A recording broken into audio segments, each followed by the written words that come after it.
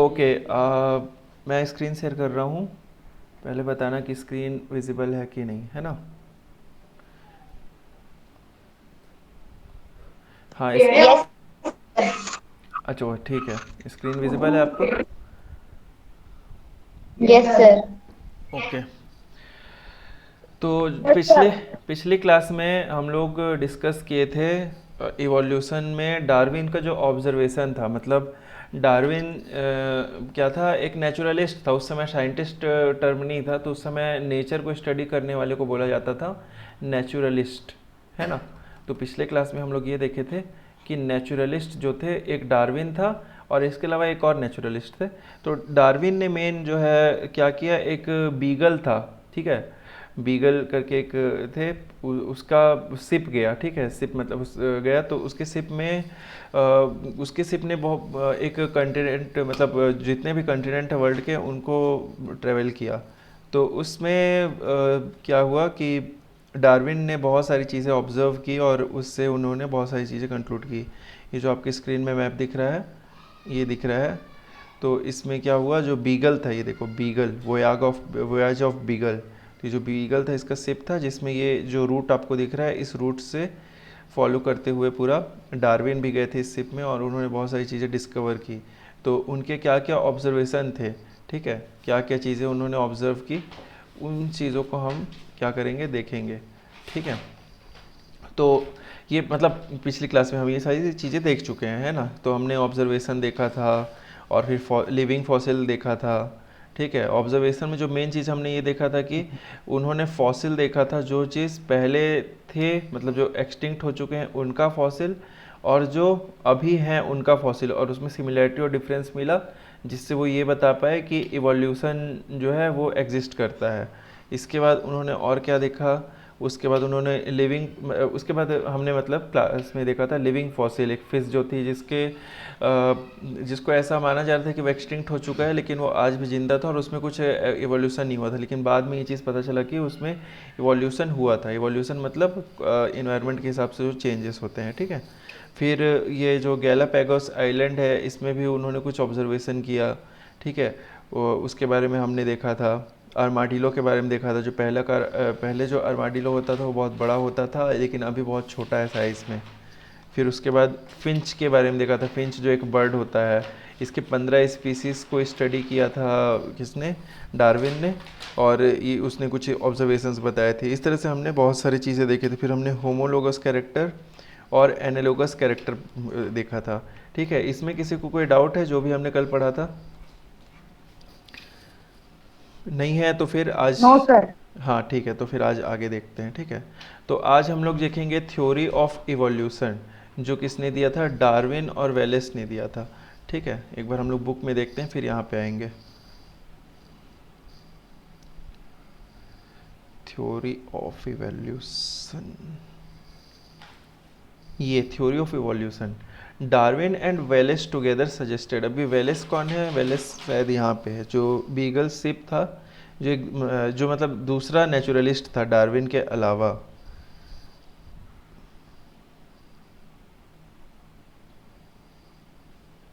ये Alfred Russell Wallace. ये जब हम लोग वोयाज ऑफ बीगल पढ़े थे, तो इसके पहले लिखा था ना, 200 साल पहले, जो मोस्ट इम्पॉर्टेंट नेचुरलिस्ट थे, ठीक है। नेचुरलिस्ट मतलब जो मैंने अभी बताया, साइंटिस्ट स्टडिंग नेचर, वो कौन था, एक थे चार्ल्स डार्विन और एक थे अल्फ्रेड रसल वेलेस। तो अभी हमने जो चार्ल्स डार्विन है, यानी कि डार्विन, इन्होंने जो जो ऑब्जर्वेशन किया उसके बारे में पढ़ा पिछले क्लास में, ठीक है। आज हम लोग जो पढ़ रहे हैं थ्योरी ऑफ इवोल्यूशन, वो इन दोनों ने मिलकर दिया था, अल्फ्रेड रसल वेलेस और चार्ल्स डार्विन, जिनको शॉर्ट में डार्विन एंड वेलेस बोला जा रहा है, ठीक है। वापस से यहाँ पे आते हैं।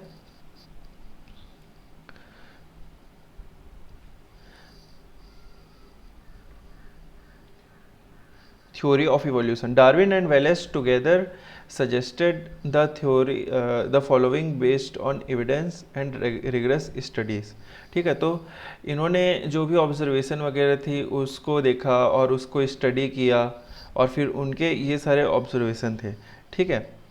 पहला क्या है, variations found in organism led to diversity in the ability of them to survive in nature, some live long while others live for short time, ठीक है, मतलब ये क्या बताया गया कि यहाँ पे जितने भी ऑर्गेनिज्म थे उनमें डाइवर्सिटी था। ठीक है, डाइवर्सिटी जिसके चलते वो अलग अलग तरह से सरवाइव कर रहे थे, मतलब जैसे कि कुछ ज़्यादा जी रहे थे और कुछ कम टाइम के लिए जी रहे थे। ठीक है, डाइवर्सिटी मतलब होता है भिन्नता। ठीक है, सम प्रोड्यूस मोर ऑफ, वैरायटी। हाँ, वैरायटी, वैरायटी बोलना एक वो हो जाएगा। डाइवर्सिटी मतलब कोई कितना, किसके पास कितनी अलग अलग वो है, कितने ज़्यादा क्वालिटीज़ हैं अलग अलग, क्षमता उसको का। बोल भिन्नता बोलेंगे हिंदी में डाइवर्सिटी, है ना। उसके बाद yes sir. Some produce more offspring while others produce less offspring, मतलब इसका ऑफस्प्रिंग मतलब होता है जो नेक्स्ट जनरेशन होता है, यानी कि जो बर्थ देते हैं उसको बोलते हैं। तो जैसे देखोगे तो जो फ्रॉग होता है, फ्रॉग जो जब एग देता है तो उसके एग एक बार में बहुत सारे एग देता है, लेकिन ऑन द अदर हैंड जो हैन होते हैं वो एक बार में एक ही एग देती है। ठीक है, तो ये जो होता है ये बोल रहा है कि कुछ ज़्यादा ऑफस्प्रिंग प्रोड्यूस करते हैं और कुछ लेस ऑफस्प्रिंग प्रोड्यूस करते हैं।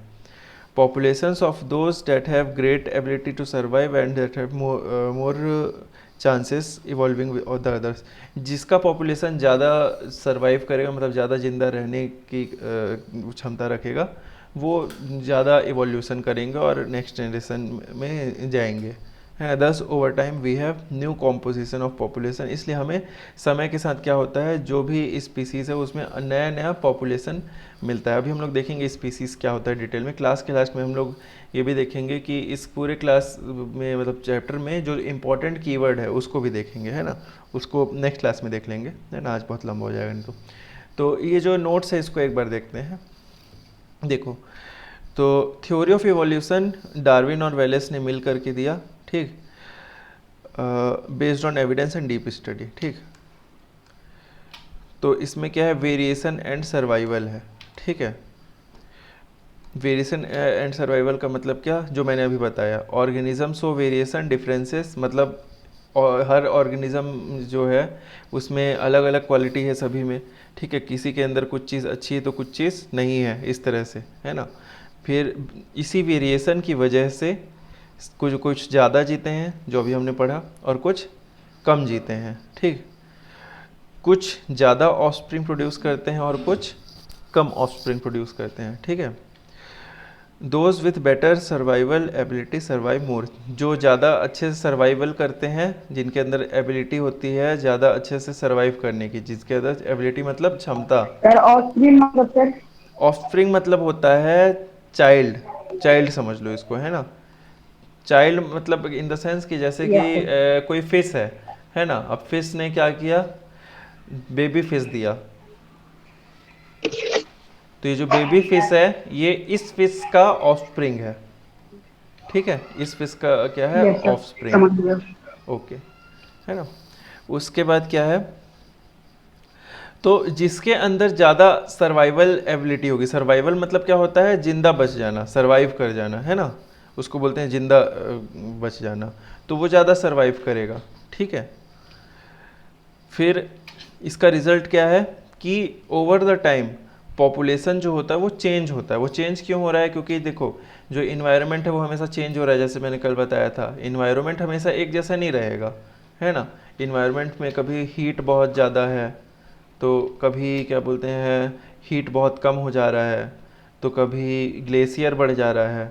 ठीक है, तो जो भी चेंजेस होते हैं उसके हिसाब से क्या होगा, जो ऑर्गेनिज्म चेंज कर लेगा अपने आप को वो जिंदा बच जाएगा, वो सरवाइव कर लेगा, है ना। जो चेंज कर लेगा वो क्या कर लेगा, सरवाइव कर लेगा, और जो नहीं करेगा वो नहीं बचेगा। तो जो सरवाइव कर भी रहा है वो क्या कर रहा है, अपने अंदर चेंज कर रहा है, और इसी चेंज की वजह से क्या हो रहा है, जैसे जैसे पॉपुलेशन मतलब क्या, पॉपुलेशन का हिंदी वर्ड क्या होता है, जनसंख्या, है ना। तो जो पॉपुलेशन से यहाँ पे मतलब होता है जिस एनिमल या जिस स्पीसीज़ के बारे में हम बात कर रहे हैं। ठीक है, तो पॉपुलेशन का क्या होगा, चेंजेस आएंगे पॉपुलेशन में भी। पॉपुलेशन क्योंकि इवॉल्व कर रहा है तभी तो वो जिंदा बच पा रहा है, अगर वो इवॉल्व नहीं करेगा तो जिंदा ही नहीं बचेगा। तो वही यहाँ पे लिखा है, ओवर टाइम पॉपुलेशन चेंजेस। ठीक है, organisms better suited to environment increase, वही जो इन्वायरमेंट के हिसाब से रह रहे हैं, जो उसको सूट कर पा रहे हैं, वो इंक्रीज़ होते जाते हैं, उनका पॉपुलेशन बढ़ते जाता है, और जो नहीं कर पा रहे उनका पॉपुलेशन कम होता है और फिर वो एक्सटेंट हो जाते हैं। एक्सटिंक्ट मतलब ख़त्म हो जाते हैं। ठीक है, EXTINCT, एक्सटिंक्ट मतलब क्या, पूरी तरह से ख़त्म हो जाना। ठीक, ये देखो वीक वंस डिक्रीज, ठीक है, स्ट्रॉन्ग या बेटर एडॉप्ट जो करते हैं वो इंक्रीज हो जाते हैं, ठीक है।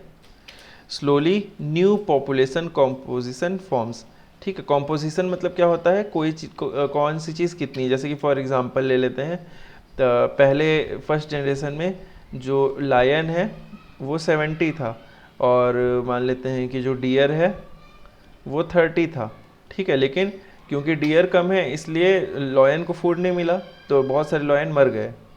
तो अब लॉयन जो है वो घट के क्या हो गए 35, और डियर रिप्रोड्यूस अच्छे से कर लिए उनको, क्योंकि घास फूस अच्छे से मिला, तो वो बढ़ के हो गए 60। तो ये अलग, ये पहला कॉम्पोजिशन था, ये दूसरा कॉम्पोजिशन है। मतलब कोई चीज़ कितनी कितने क्वांटिटी है इसमें, है ना। इसमें लायन 70 था, इसमें डियर 30 था, इसमें लायन 35 हो गया और डियर 60 हो गया। तो वही लिखा गया है यहाँ पे, कॉम्पोजिशन चेंज हो जाता है, ठीक है। न्यू पॉपुलेशन कॉम्पोजिशन फॉर्म्स, ठीक है, नया पॉपुलेशन का कॉम्पोजिशन बन जाता है, ठीक है। और क्या होता है, जो अचानक से बदलाव होते हैं, सडन चेंजेस, जिसमें आता है नेचुरल कलामिटी। अब ये क्या होता है, नेचुरल कलामिटी का मतलब क्या होता है, जैसे कि ड्रॉट, ठीक है, ड्रॉट मतलब सूखा पड़ना, या फिर फ्लड, ठीक है, फ्लड मतलब बाढ़ आना, या फिर सुनामी। तो ये सब क्या होते हैं, नेचुरल कैलामिटी होते हैं, ठीक है। नेचुरल कैलामिटी को नेचुरल डिजास्टर भी बोलते हैं, ठीक है, नेचुरल कैलामिटी। तो ये क्या होते हैं, ये अचानक से होती हैं ऐसी चीज़ें जिसमें लार्ज नंबर में क्या होता है, जो भी लिविंग बींग्स होते हैं लार्ज नंबर में ये डेड हो जाते हैं, ठीक है। लिविंग बींग्स जो लार्ज नंबर में होते हैं वो क्या होते हैं, डेड हो जाते हैं, है ना। सर क्यों डेड हो जाते हैं? क्योंकि जैसे कि सूखा पड़ा, ड्रॉट है, तो अब पानी नहीं मिल रहा है, तो पानी की कमी से मर गए बहुत सारे जानवर। अचानक से बाढ़ आ गया, तो बाढ़ आया तो जो पानी में सांस नहीं ले सकते वो सारे बाढ़ में डूब के मर जाएंगे। सुनामी आया, तो सुनामी आने से क्या होता है, बहुत तेज़ हवाएं चलती हैं, डिस्ट्रक्शन होता है, तो उसके वजह से कुछ लोग कुछ मतलब एनिमल्स या जो भी स्पीसीज है वो इंजर्ड हो जाएंगे, उनको चोट लग जाएगा, वो मर जाएंगे। तो उस वजह से, जैसे केदारनाथ में आया था, क्या हुआ था केदारनाथ में, याद है आप लोग को, केदारनाथ। प्रलय। हाँ, प्रलय आया था, प्रलय बोलते हैं जिसको, प्रलय को ही बोलते हैं, नेचुरल कैलामिटी, है ना। Yes sir. हाँ, ठीक है।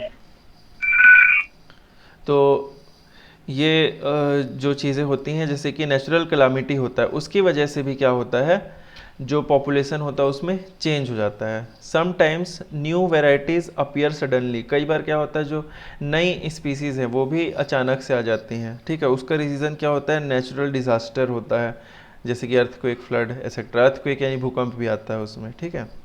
फिर इसके बाद क्या है, कॉमन एंसेस्ट्री, ठीक है। कॉमन एंसेस्ट्री का मतलब क्या होता है, जो हमने पिछली क्लास में भी पढ़ा था, कि जैसे कि जो वो था लिविंग फॉसिल, जो हम लोग पढ़े थे, है ना। लिविंग फॉसिल में क्या देखा गया था, लिविंग फॉसिल के अंदर, कि इसके अंदर जो रेप्टाइल होते हैं, रेप्टाइल और स्नेक, दोनों के कैरेक्टर, स्नेक नहीं, फिशेस, है ना,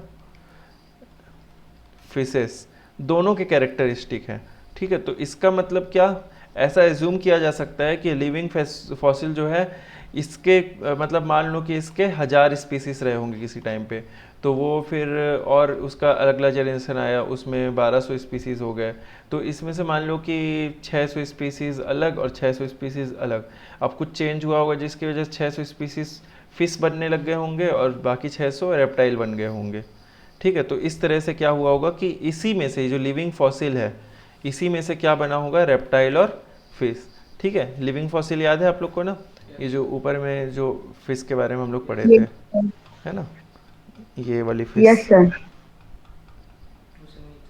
नीचे चली गई शायद, ये वाली फिश, ये लिविंग फॉसिल है ना। तो जस्ट एग्जांपल, है ना। तो वही चीज़ यहाँ पे लिखा है, कॉमन एंसेस्ट्री। अब मतलब क्या कि ये जो लिविंग फॉसिल है ये रेप्टाइल का भी एंसेस्टर हुआ, ठीक है, एंसेस्टर मतलब पूर्वज, ये रेप्टाइल का भी एंसेस्टर हो गया और फिशेस का भी एंसेस्टर हो गया, इसलिए बोला गया है कॉमन एंसेस्ट्री, ठीक है। हाँ, दोनों में समान, दोनों का एंसेस्टर है वो। फिर many organisms have same ancestor, वही लिखा गया है यहाँ पे, है ना। फिर evolution can be seen as a branched tree diagram, ठीक है। इवोल्यूशन को कैसे दिखाया जा सकता है, एक ट्री के ब्रांच के जैसे दिखाया जा सकता है। कैसे, अब इसका इमेज भी देखेंगे। वन ऑरिजिन मतलब एक जगह जहाँ से स्टार्ट हो रहा है, फिर जो अलग अलग स्पीसीज उससे बन रहे हैं, जैसे कि यहाँ इस केस में क्या हो गया, एक लिविंग फॉसिल हो गया, ठीक है, और इससे दो बने, एक बन गया फिश और एक बन गया रेप्टाइल, ठीक है। मान लो कि रेप्टाइल से फिर और दो बने, फिश से और दो बने, तो इस तरह से क्या ब्रांच करके बनाया जा सकता है, इसको वो लिखा गया यहाँ पे। फिर इनहेरिटेंस ऑफ वेरिएशंस, ठीक है। तो इनहेरिटेंस का मतलब क्या होता है कि कुछ जैसे कि इवोल्यूशन जब होता है तो चेंजेस होते हैं, लेकिन कुछ चीज़ें नहीं बदलती हैं, उसको इनहेरिटेंस बोलते हैं। जैसे यहाँ क्या लिखा है, वेरिएशंस एग्जिस्ट इन पॉपुलेशन, मतलब जो पॉपुलेशन अलग अलग आएंगे उनमें कुछ कुछ चीज़ें बदलती जाएंगी, लेकिन but only some variations pass to the next generation. कुछ वेरिएशंस जो होंगी, मतलब कि हर जनरेशन में, जैसे कि पॉपुलेशन 1 था, ठीक है, फिर पॉपुलेशन 2 आया, तो यहाँ से यहाँ जब आए होंगे तो कुछ चीज़ें, कुछ क्वालिटी जो होंगी यहाँ आई होंगी और कुछ क्वालिटी नहीं आई होंगी। तो जो क्वालिटी आ जाती है उसको बोलते हैं इनहेरिटेड ट्रेट, है ना। ये वर्ड याद रखना, इनहेरिटेड ट्रेट, है ना। इनहेरिटेड ट्रेट, ट्रेट का मतलब होता है कैरेक्टरिस्टिक, गुण, इंग्लिश हिंदी में इसको गुण बोल सकते हैं, है ना, गुण यानी कि कैरेक्टरिस्टिक, ठीक है। और इनहेरिटेड मतलब होता है कि जो एक जनरेशन से दूसरे जनरेशन में पास हो गया, उसको क्या बोलते हैं, inherited, pass from one generation to next, ठीक है। उसके बाद क्या है, फॉर्मेशन ऑफ न्यू टाइप्स, ठीक है। अब क्या होगा, जैसे बहुत सारे जनरेशन हुए, जैसे यहाँ तो मैंने 2 बताया, बहुत सारे जनरेशन हो गए, तो उसमें क्या होगा कि छोटे छोटे चेंजेस ऐड होते गए, है ना।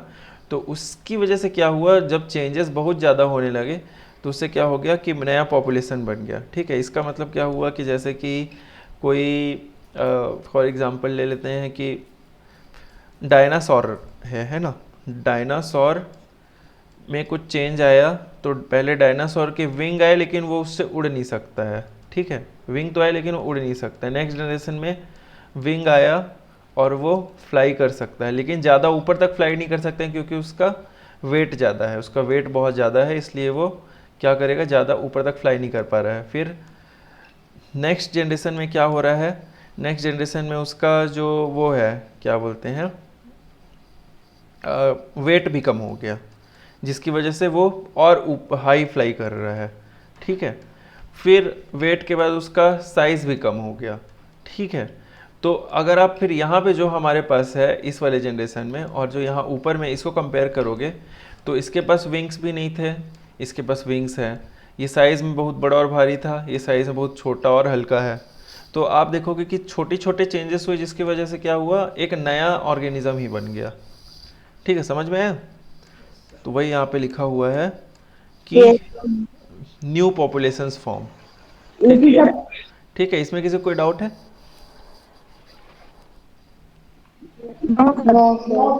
ओके, ठीक है, आगे देखते हैं। तो पॉइंट वाला 6 वाला एक बार और बता दीजिए। Point number 6, inheritance of variation. इसका मतलब क्या होता है, आसान शब्दों में इसका मतलब ये होता है कि जैसे कि ये पॉपुलेशन 1 है, किसी भी एनिमल का पॉपुलेशन 1 हो सकता है, ठीक है। मान लेते हैं कि टाइगर ही है, टाइगर आज के डेट में ऑरेंज कलर का होता है ना। और इसमें ऑरेंज कलर के अलावा इसमें टाइगर के बॉडी में स्ट्रिप होता है, काले कलर की धारी होती है, स्ट्रिप्स होते हैं, ठीक है। अब मान लेते हैं कि टाइगर के बहुत सारे पॉपुलेशन आए इस तरह से, है ना। मान लेते हैं कि चौथे या किसी भी, ज़रूरी नहीं कि चौथे, किसी में भी मान लेते दूसरे में ही जो टाइगर है उसका कलर चेंज हो गया, उसका कलर ऑरेंज से येलो हो गया, लेकिन ये जो स्ट्रिप्स हैं ये अभी भी वैसे ही है, बस इसका कलर चेंज हो गया।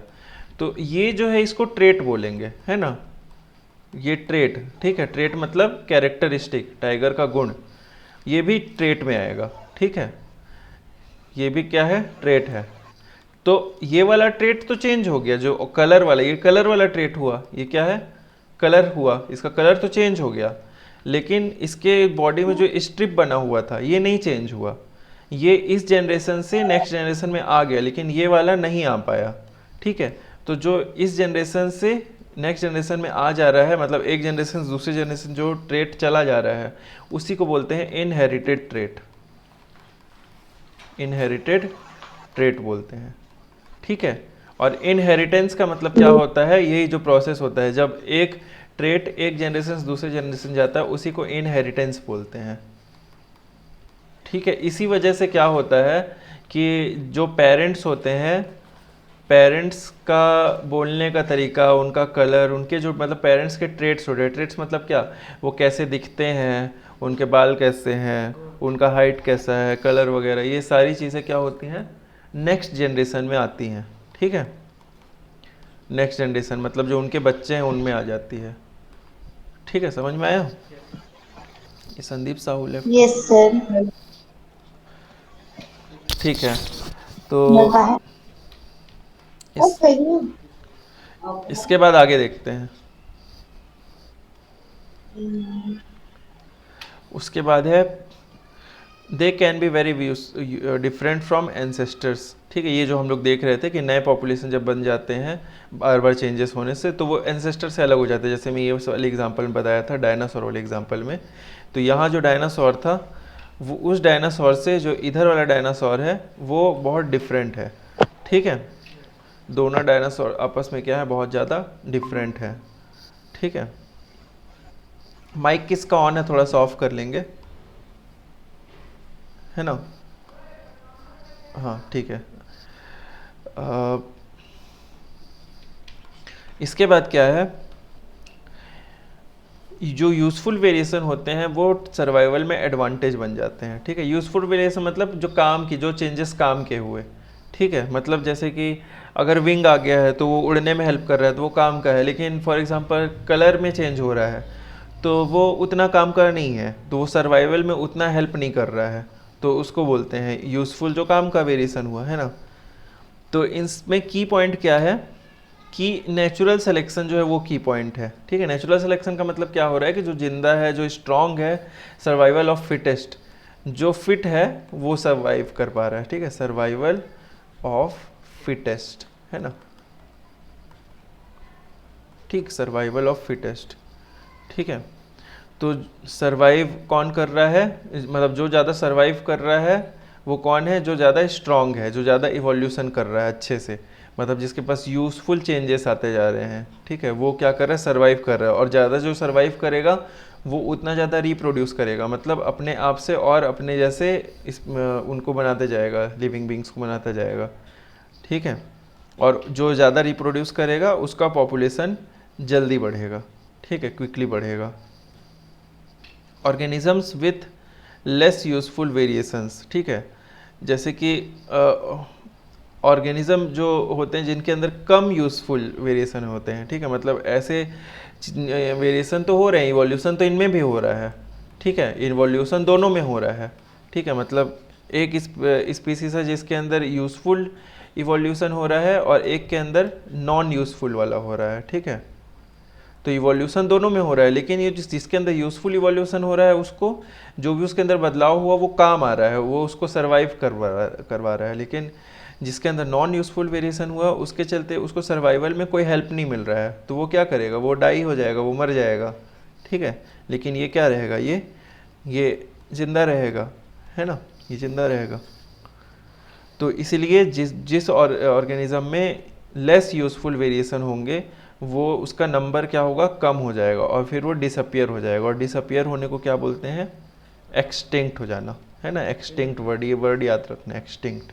ठीक है, विलुप्त हो जाना, है ना। तो इसी प्रोसेस को क्या बोला जाता है, इवोल्यूशन बोला जाता है। ठीक है, फिर 9th नंबर में क्या है यहाँ पे, पॉपुलेशन रिप्लेसमेंट। ठीक है, पॉपुलेशन रिप्लेसमेंट का मतलब क्या होता है, एक चीज़ पहले कहीं पे है उसकी जगह पे कोई और चीज़ आ जाना। ठीक है, रिप्लेस प्लेस मतलब होता है किसी चीज़ को एक जगह से दूसरी जगह करना, और रिप्लेस का मतलब होता है कि पहले से कोई चीज़ है उसकी जगह पे दूसरी चीज़ है, जिसको बोलते हैं रिप्लेसमेंट।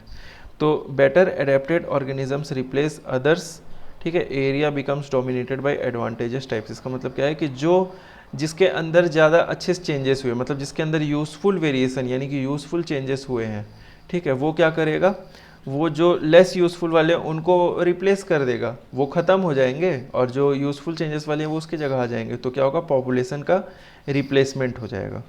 ठीक है, फिर क्या लिखा है नीचे, area becomes dominated by advantages type. Advantages type मतलब जिसके पास एडवांटेज है। एडवांटेज मतलब क्या होता है, कोई चीज़ एक्स्ट्रा होना, उसको बोलते हैं एडवांटेज। किसी के पास कोई चीज़ एक्स्ट्रा है उसको बोलते हैं एडवांटेज होना, होना। ठीक है, मतलब किसी चीज़ के लिए मतलब वो होना, बेनिफिट होना उसके पास, है ना।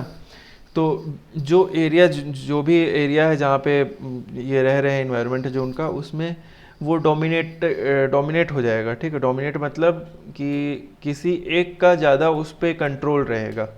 ठीक है, तो ऑब्वियसली जो ज़्यादा बेटर है उसका ज़्यादा कंट्रोल रहेगा, जो जिसके पास ज़्यादा एडवांटेज है। ठीक, फिर उसके बाद क्या है, प्रोसेस ऑफ स्पेसिएशन। ठीक है, स्पेसिएशन का मतलब क्या होता है, स्पीसीज का बनना। ठीक है, जो अलग अलग प्रजाति होती है, स्पीसीज, उनका बनना। ठीक है, जो अलग अलग प्रजाति यानी कि स्पीसीज होती है उसका बनना। तो ये इवोल्यूशन पे बेस्ड होता है, इवोल्यूशन थ्योरी पे। तो ये क्या होता है, तो इसमें देखते हैं। इसमें पहला चीज़ समझना है जो है एडेप्टेशन और स्पेसिएशन। ठीक है, तो पहले देखते हैं एडेप्टेशन क्या है। तो एडेप्टेशन का मतलब क्या होता है, process by which organisms become better suited to their environment. ठीक है, एडेप्टेशन यानी एडेप्ट मतलब किसी चीज़ को क्या कर लेना, अब किसी चीज़ में ढल जाना, अपनाना। ढल जाना। ठीक है, किसी भी चीज़ में ढल जाना। अपनाना ही होगा सर।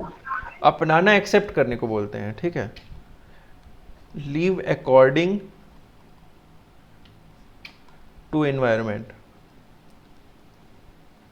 Yes sir. ठीक है, तो कोई भी चीज़ कोई भी लिविंग बींग एडेप्ट कैसे करेगा, अपने अंदर चेंज करके, अपने अंदर चेंज करके यानी अपने आप को इवॉल्व करके, है ना, मतलब इवोल्यूशन से, है ना, मतलब जो इवोल्यूशन करेगा वो एडेप्ट करेगा, इसका भी वही मतलब है ना। जो इवोल्यूशन करेगा वो इवॉल्व हो जाएगा और उसके अंदर चेंजेस आएंगे, इसलिए वो क्या करेगा, वो एडेप्ट कर लेगा कहीं भी।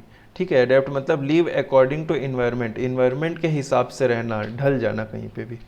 ठीक है, process by which organisms become better, वो प्रोसेस जिसकी वजह से जो ऑर्गेनिज्म होते हैं वो बेटर और बेहतर बनते जाते हैं, ताकि वो इन्वायरमेंट को सूट कर सकें, इन्वायरमेंट के हिसाब से अपने आप को सूट कर सकें। ठीक है, जैसे कि एग्जांपल में दिया हुआ है फिंचेस। फिंचेस क्या था, जो बर्ड था, जिसके बारे में, जिसके 15 स्पीसीज के बारे में कौन पढ़ा था, डार्विन पढ़ा था, है ना। डार्विन जो बर्ड के 15 स्पीसीज के बारे में पढ़ा था, वो बर्ड फिंच, है ना। तो जो फिंच है वो किस में आया, एक्वाडोर। हम लोग पढ़े थे पिछली क्लास में, एक्वाडोर जो है फिंच का एंसेस्टर है। ठीक है, फिंच का एंसेस्टर, तो फिंचेस केम फ्रॉम एक्वाडोर, ये एग्जाम्पल बता रहा है एडेप्टेशन का ना। फिर स्प्रेड टू डिफरेंट आइलैंड। ठीक है, अब क्या हुआ, एक्वाडोर स्पीसीज था, एंसेस्टर ये नाम है ना, एक्वाडोर। तो इससे क्या बना, फिंच। अब जो फिंच था वो क्या हुआ, अलग अलग आइलैंड में पहला स्पीसीज आया इसका, ये सेम थे सारे फिंच पहले। ठीक है, पहले 15 स्पीसीज स्टार्टिंग में नहीं थे, फिर ये अलग अलग आइलैंड में सब चले गए। ठीक है, ये देखो अलग अलग island, spread to different islands. फिर डिफरेंट फूड अवेलेबल, वहाँ पे अलग अलग फूड मिला, तो उनका जो बीक है यानी कि उनका चोंच है, उसका शेप जो हो गया अलग अलग बन गया। ठीक है, हर ग्रुप अपने इन्वायरमेंट के हिसाब से सूट कर लिया, ढल गया, यानी कि इसी चेंज को बोला गया एडेप्टेशन। मतलब हर जो ग्रुप था उसको अलग अलग तरह का खाना मिला, तो वो अपने खाने के हिसाब से अडेप्ट हो गया। ठीक है, और अडेप्ट हुआ क्यों, क्योंकि उसने उसी के हिसाब से इवोल्यूशन किया। तो इवोल्यूशन और अडेप्टेशन में अंतर समझ में आया सबको, है ना, कोई डाउट किसी को? Yes sir. नहीं सर। ओके, ठीक है। अभी इसमें देखिए एक क्वेश्चन है, important thinking question, why did dinosaur become extinct, maybe they were not able to adapt to changing environment. ठीक है, आपको क्या लगता है कि डायनासोर क्यों एक्सटिंक्ट हुए होंगे? ठीक है, डायनासोर जो है वो पहले बहुत सारे थे, फिर वो एक्सटिंक्ट हो गए, तो क्यों, क्या रीज़न हो सकते हैं? देखिए इसका रीज़न ये हो सकता है कि जैसे डायनासोर है उस समय वो साइज़ में बड़े होते थे, तो हो सकता है कि वो वेजिटेरियन रहे होंगे, है ना। फॉर एग्जांपल कुछ डायनासोर वेजिटेरियन रहे होंगे, कुछ नॉन वेजिटेरियन रहे होंगे, ठीक है। तो मान लेते हैं कि जो वेजिटेरियन रहे होंगे वो ज़्यादातर किस में फीड करते होंगे, प्लांट्स और ट्रीज़ में, है ना। और फिर मान लेते हैं कि अचानक से ड्रॉट आ गया होगा, है ना। तो क्योंकि वो बहुत बड़े हैं साइज़ में, तो प्लांट्स ट्रीज़ कम होने की वजह से क्या होगा, रेन भी नहीं हुआ होगा, ठीक है। रेन भी कम हुआ होगा तो उनको पानी नहीं मिला होगा, ठीक है। पानी भी नहीं मिला होगा और प्लांट ट्रीज उनका खाना था, तो उनको फूड भी नहीं मिला होगा। तो इस वजह से जो वेजिटेरियन वाले डायनासोर होंगे ये ख़त्म हो गए रहे होंगे, ठीक है। और फिर जो नॉन वेजिटेरियन है वो तब पहले तो सर्वाइव कर लिए थोड़ा सा, लेकिन जैसे वेजिटेरियन वाले ख़त्म हुए तो इनके साथ साथ और भी एनिमल रहे होंगे जो प्लांट ट्री खाते होंगे, जिनको ये खा रहे होंगे नॉन वेज वाले। तो ये एनिमल जब ख़त्म हुए होंगे, ये वाले जो एनिमल जो प्लांट ट्रीज खा रहे हैं, मतलब बाकी के हर्बीवोरस, तो फिर इनके कम होने की वजह से ये भी कम हो गए होंगे। तो ये एक रीज़न है, ऐसा रीज़न कुछ हो सकता है ना। वैसे मेन रीज़न ये माना जाता है कि बहुत पहले एक कॉमेट जो है आके अर्थ से टकराया था, और जिसकी वजह से हीट बहुत ज़्यादा, सन जैसे हीट यहाँ आ गया था, तो उसकी वजह से क्या हुआ था, डायनासोर ख़त्म हो गए थे। फिर बहुत हज़ारों सालों के बाद क्या हुआ था, वापस से बादल बने, फिर पानी गिरा, फिर अर्थ ठंडा हुआ, फिर उसके बाद जो है अर्थ में वापस से लाइफ स्टार्ट हुआ। एक्चुअल रीज़न ये है ना। सर। इसके बाद एक और एग्जांपल दिया है, fishes in Kotumsar caves they adapted to darkness. अब ये कोई फिशेस हैं, मतलब फिशेस हैं, कोटुमसार केव कोई गुफा है ना। अब ये गुफा है तो यहाँ पे लाइट नहीं रही है ना, लाइट नहीं है। तो वहाँ की जो फिशेस थी उन्होंने क्या किया, डार्कनेस को अडॉप्ट कर लिया, मतलब उन्होंने अंधेरे में जीना सीख लिया, ठीक है।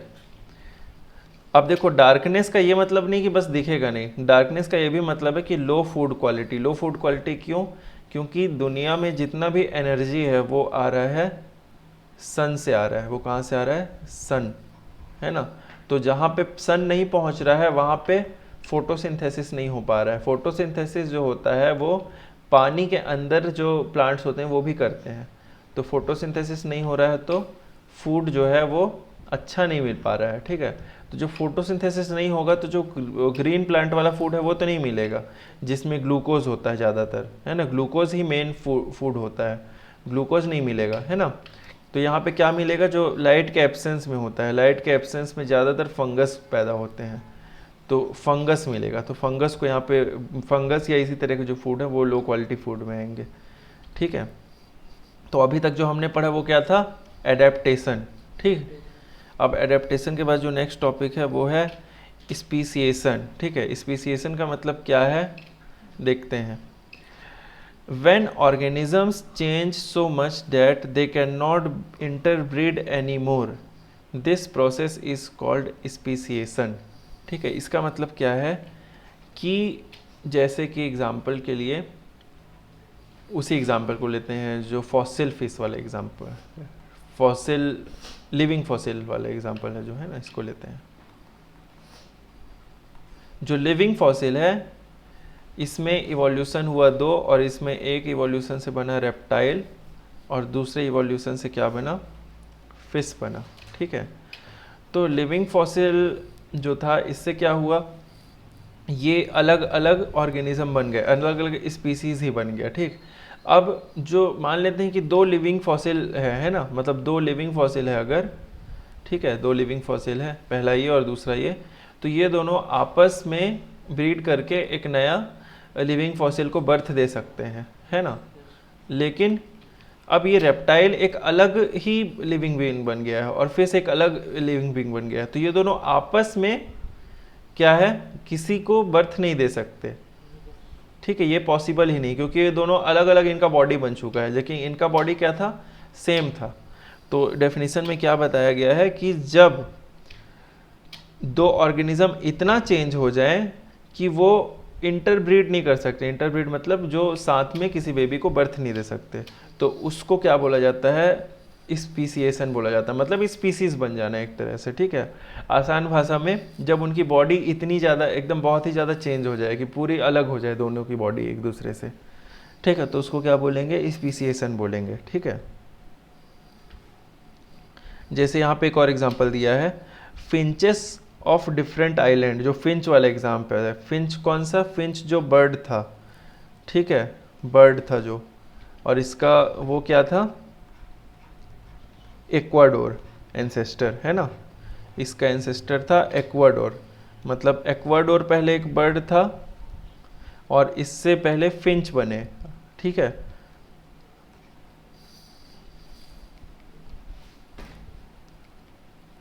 इससे बने फिंच, अलग अलग फिंच बने, फिर ये अलग अलग आइलैंड में गए, ठीक है, डिफरेंट आइलैंड।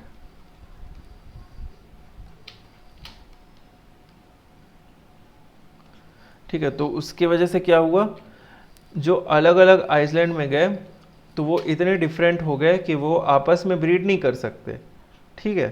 तो इसी चीज़ को क्या बोला गया, अलग अलग इनका स्पीसीएशन हो गया, यानी कि इनका अलग अलग स्पीसीज बन गया, ठीक है। स्पीसीएशन का मतलब आसान भाषा में होता है अलग अलग स्पीसीज का बन जाना। ये उसी वर्ड से बना हुआ, किसी भी चीज़ को समझने के लिए उसके शब्द को देखना चाहिए। ये स्पीसीज वर्ड से बना है, तो ये अलग अलग स्पीसीज का बनना, ठीक है। अब देखो ये स्पीड ऑफ स्पीसीएशन लिखा है, ठीक है, वो फास्ट भी हो सकता है, स्लो भी हो सकता है। फास्ट कब होगा? जब नेचुरल डिजास्टर होगा, ठीक है। स्लो कब होगा? जब वो समय के साथ धीरे धीरे होगा। नेचुरल डिजास्टर में क्या होता है, जो इन्वायरमेंट होता है वो बहुत जल्दी बदल जाता है, तो इस जो अलग अलग लिविंग बींग होते हैं उनके स्पीसीज भी अपने हिसाब से अलग जल्दी जल्दी बदल जाते हैं। और जो नेचुरली जब चेंजेस होते हैं टाइम के साथ वो बहुत धीरे धीरे होते हैं, तो वो बहुत धीरे धीरे बदलता है, ठीक है। इसके बाद नेक्स्ट टॉपिक है ये व्हाट आर स्पीसीज, है ना, व्हाट आर स्पीसीज, ये 1.5.2 है, यहाँ से नेक्स्ट टॉपिक है व्हाट आर स्पीसीज। तो स्पीसीज क्या होते हैं? Species equals to group of organisms that can interbreed, वही जो वहाँ पे मैंने बताया था। स्पीसीएशन मतलब क्या? जब इंटरब्रीड ना हो सके, ठीक है। अब इंटरब्रीड नहीं हो पा रहा है किस में, एक स्पीसीज और दूसरे स्पीसीज में नहीं हो सकता, दो अलग अलग स्पीसीज में। तो वही है, मतलब इसका क्या, दो अलग अलग स्पीसीज में तो नहीं हो पाता, लेकिन with in the same species interbreed हो सकता है। तो स्पीसीज क्या है? ऑर्गेनिज्म के वो ग्रुप हैं जो आपस में इंटरब्रीड कर सकते हैं, ठीक है। Produce viable offspring can reproduce further, ठीक है, मतलब ये इंटरब्रीड कर रहे हैं और जो ऑफस्प्रिंग को बर्थ दे रहे हैं, ठीक है, जो मतलब जो इनका नेक्स्ट ऑफस्प्रिंग जो होता है वो आ रहा है, वो क्या है? वायबल है। वायबल मतलब कि जैसे ये हैं वैसा ये भी है, और जैसे ये है उसी तरह से ये आगे भी जो ऑफस्प्रिंग होते हैं उनको बनाते जा रहा है, ठीक है, ये मतलब होता है इसका वायबल ऑफस्प्रिंग। इसके बाद डार्विन्स डाउट, डार्विन ने जब इतनी सारी चीज़ें दी तो उसको एक डाउट आया। उसको डाउट क्या था कि some organism like tortoise reptile could interbreed but were very different, ठीक है। मतलब क्या कि इसने ये पाया कि कुछ ऑर्गेनिज्म थे टॉर्टोइज और रेप्टाइल के जैसे, वो इंटरब्रीड कर पा रहे थे। मतलब क्या कि जो रेप्टाइल और टॉर्टोइज है ये आपस में इंटरब्रीड करके बर्थ दे पा रहे थे। तो ये जो थे ऐसा कर पा रहे थे, बट वर वेरी डिफरेंट, ठीक है, लेकिन उनके जो ऑफस्प्रिंग आए थे वो बहुत अलग थे, ठीक है। तो उसने क्या सोचा कि they should be considered separate species, ठीक है, तो इनको इसने अलग स्पीसीज बोला, ठीक है। मतलब क्या कि कुछ स्पीसीज ऐसे हैं जो इंटरब्रीड कर पा रहे हैं और कुछ स्पीसीज ऐसे हैं जो इंटरब्रीड नहीं कर पा रहे हैं, ठीक है। इंटरब्रीड का मतलब समझ रहे हो ना? इंटरब्रीड का मतलब होता है कि जो इंटर मतलब क्या होता है, एक वर्ड होता है, देखो इंट्रा और इंटर, इसको भी समझ लो। एक होता है इंट्रा और एक होता है इंटर, है ना। इसको मैं एक कंपटीशन के उससे समझाता हूँ। एक होता है इंट्रा स्कूल कंपटीशन है,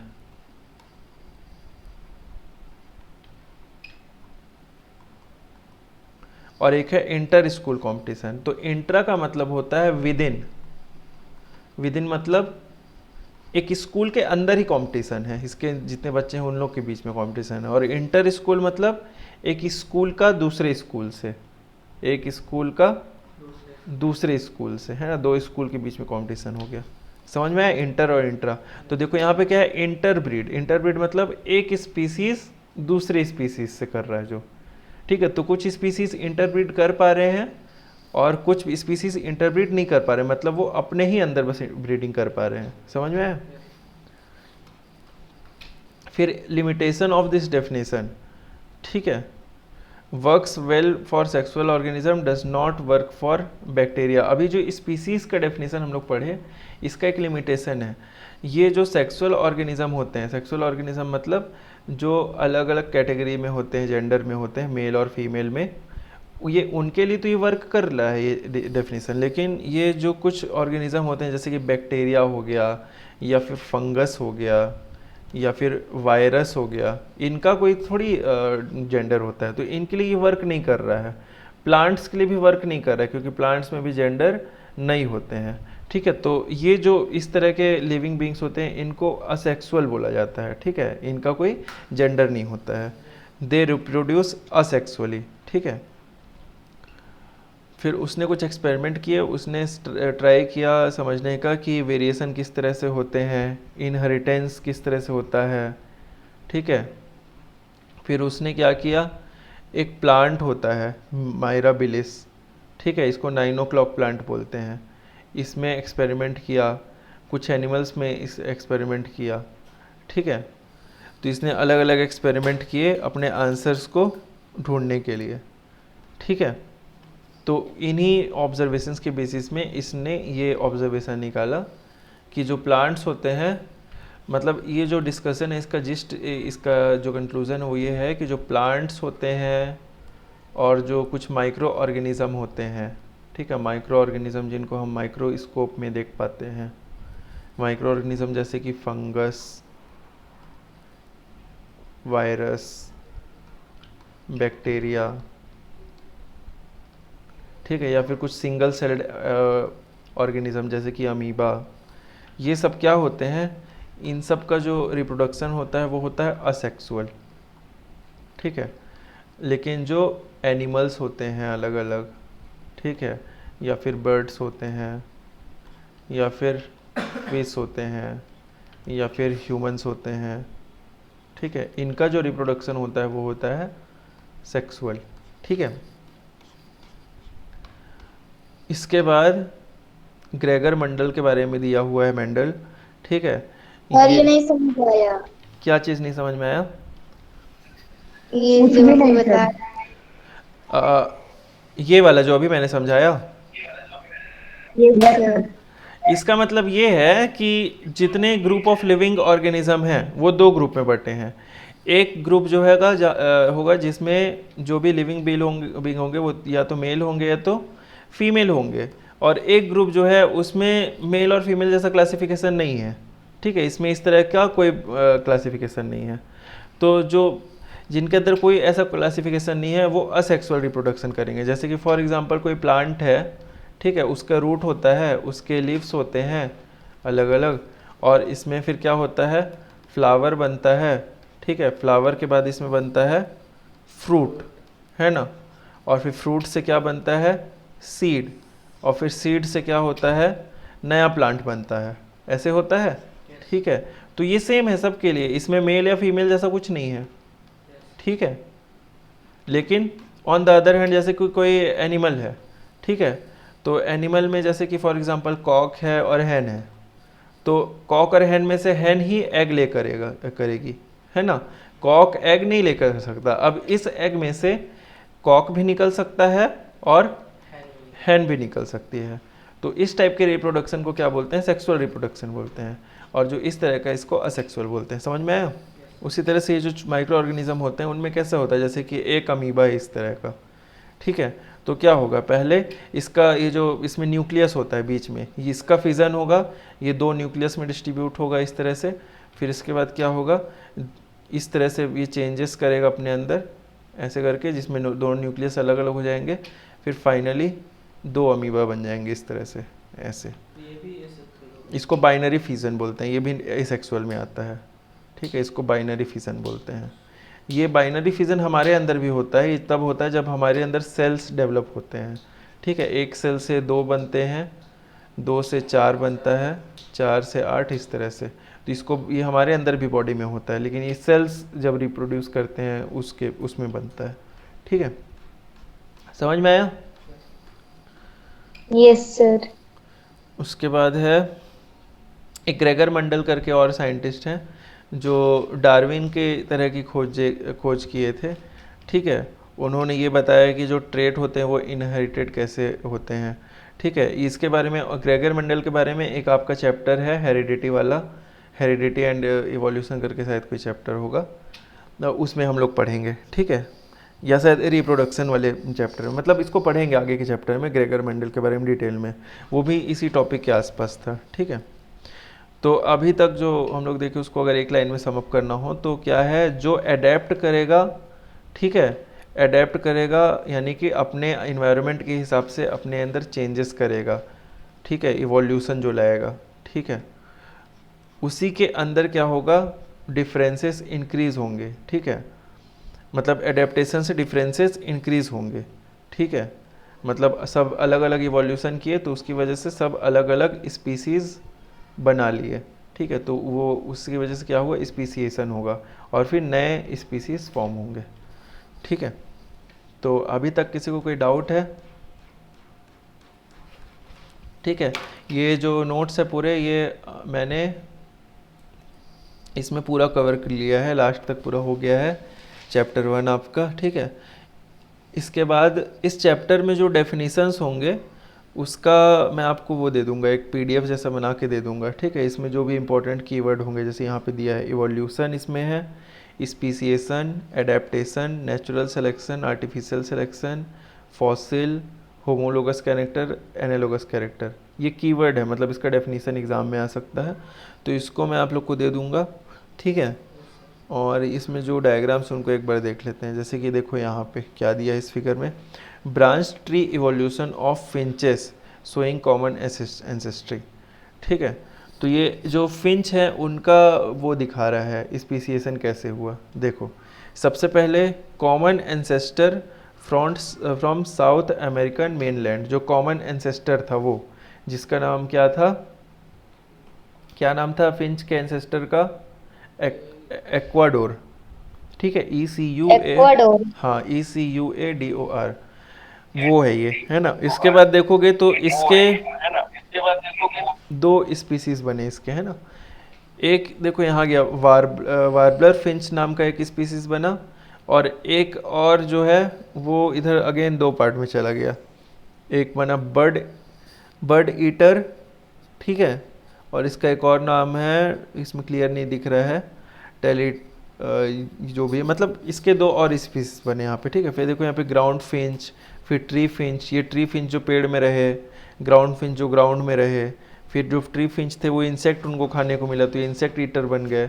अब इंसेक्ट ईटर के हिसाब से अलग अलग इंसेक्ट जो खाने वाले उनके अलग अलग स्पीसीज़ बन गए। उसी तरह जो ग्राउंड में थे वो अलग अलग, कोई सीड खा रहे हैं, ठीक है, तो कोई कैक्टस फ्लावर को खा रहे हैं, तो जो है अलग अलग फूड सब खा रहे हैं, तो अलग अलग फूड के हिसाब से सबका अलग अलग पीक जो है ये जिसमें इमेज में दिख रहा है डेवलप हो गया, तो इस इमेज में दिखाया गया है ना।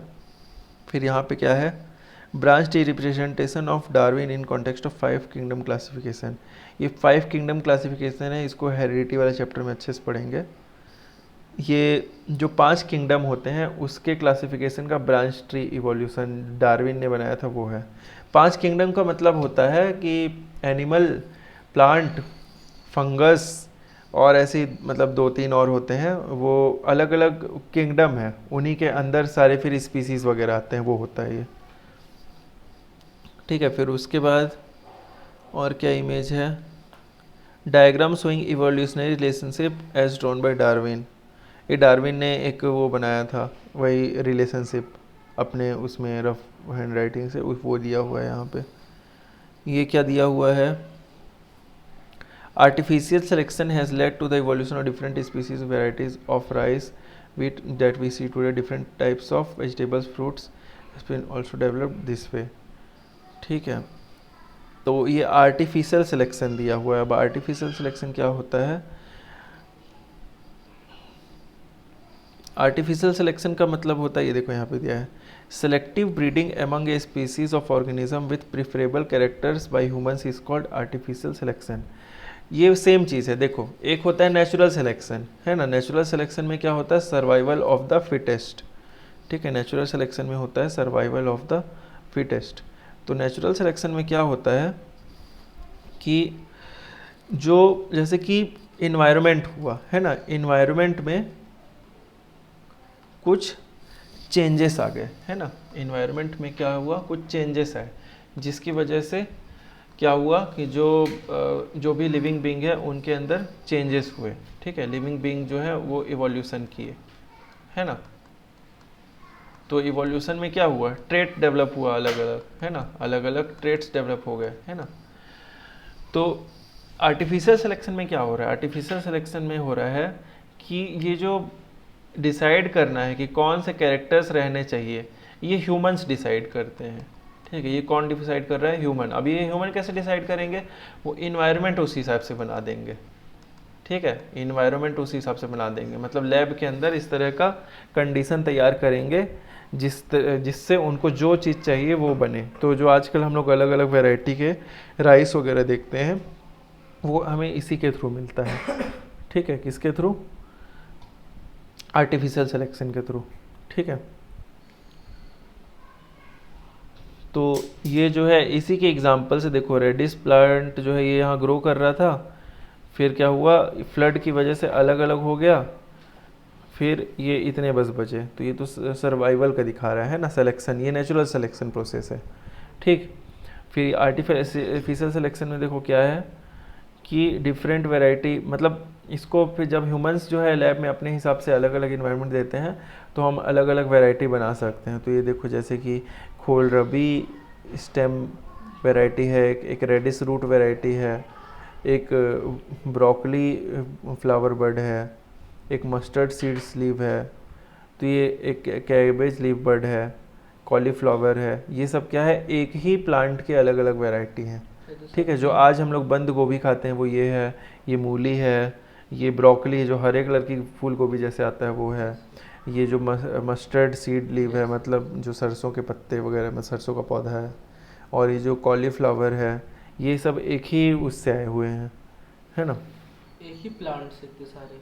हाँ, मतलब एक ही उसके अलग अलग उसको नेचुरल आर्टिफिशियल सिलेक्शन करके आए हैं, ठीक है। और उसी तरह जो चावल की अलग अलग वैरायटी आती है और गेहूं के, वो भी इसी तरह से आते हैं, है ना। ठीक है, समझ में आया। Yes sir. ओके, ठीक है। तो आज की क्लास में इतना रखते हैं। नेक्स्ट क्लास में हम लोग इसका कीवर्ड्स में आप लोग को प्रोवाइड कर दूंगा, ग्रुप में एक पीडीएफ बना के भेज दूंगा, उसको आप लोग देख लेना। और ये जो क्वेश्चन आंसर है इसको देखूंगा। बाकी अभी तक जितना हम लोग पढ़े हैं, ये जो वीडियो है बचा हुआ, इसको मैं पूरा रिकॉर्डेड सेशन इस भेज दूंगा, क्या बोलते हैं, ग्रुप में आज। तो आप लोग इसको क्या कर लीजिएगा, पूरा अपने वर्ड्स में आप लोग इसको वो कर लीजिएगा, नोट्स बना लीजिएगा, ठीक है। तो इसकी क्लास एंड करते हैं आज का, ठीक है, इसके साथ।